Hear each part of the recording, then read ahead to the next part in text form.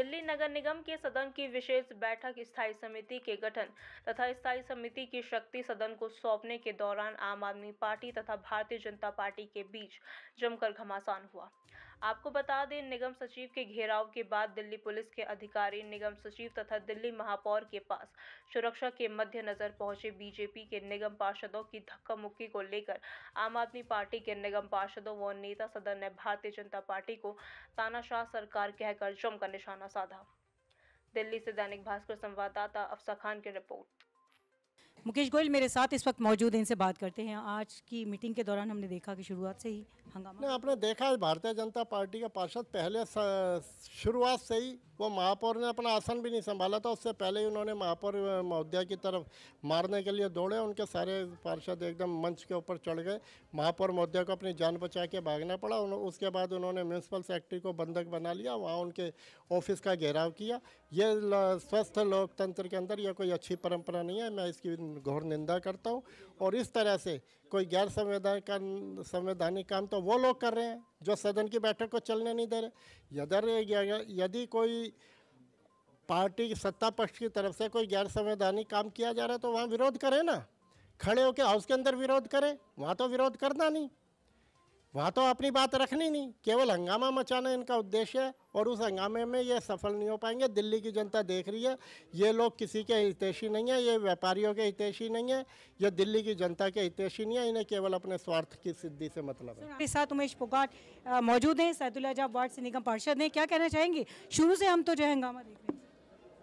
ये मैडम जब शुरू से ही हाउस शुरू हुआ उससे पहले ही इनका प्लान था कि आज हाउस को चलने नहीं देना।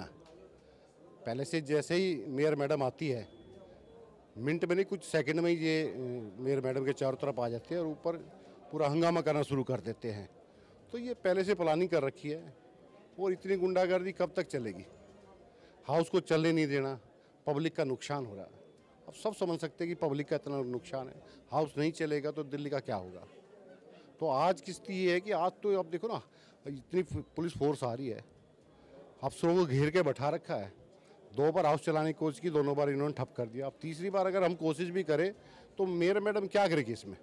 सचिव के वहाँ देखो, आप जाके देखो, बाहर बैठे हैं, पुलिस फोर्स आई हुई है, कोई कुछ नहीं कर सकती। क्योंकि हमें भी लगता है कि सारा तंत्र सब मिला हुआ है। करने के लिए सुंदर तंवर मेरे साथ इस वक्त मौजूद है। बताइए आज के मामले में क्या रहा? महापौर ने एक मीटिंग बिठाई और उसके बाद भी जो है नहीं चल पाया सदन। आप देख रहे हैं जैसा माहौल आज देख रहे हैं, जिस तरीके से पहले भी ऐसी रही है इनकी भाजपा वालों की। आज जैसी मैम आई मेयर मैडम, चेयर तक उन पर नहीं बैठने दिया, चेयर तक नहीं बैठने दिया। और एक मंशा इनकी है कि दिल्ली की जो जनता ने जनादेश दिया है सभी पार्षदों को, काम करना चाहिए और नई नई पॉलिसी सदन के अंदर लाएंगे। लेकिन इनकी एक मंशा है कि हाउस को नहीं चलने देंगे। वो प्री प्लानिंग से आते हैं, घर से चल के इसीलिए आते हैं कि वहाँ जाएंगे और हम हाउस नहीं चलने देंगे।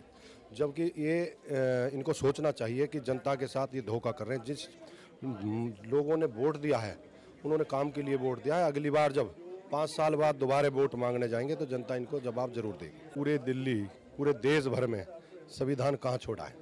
जिस तरीके से आज आप देखो, पार्लियामेंट मेंबर 40-40, 50-50 मेंबरों को निष्कासित करके बाहर कर दिया जाता है, तो संविधान कहाँ रह गया?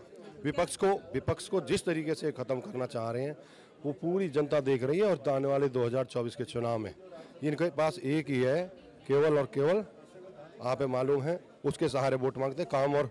काम के नाम पे कहीं वोट, किसी और विकास के नाम पे वोट नहीं मांगते।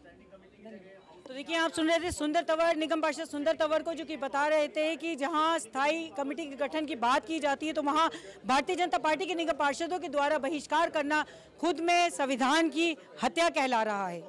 दिल्ली से दैनिक भास्कर के लिए अफसा खान।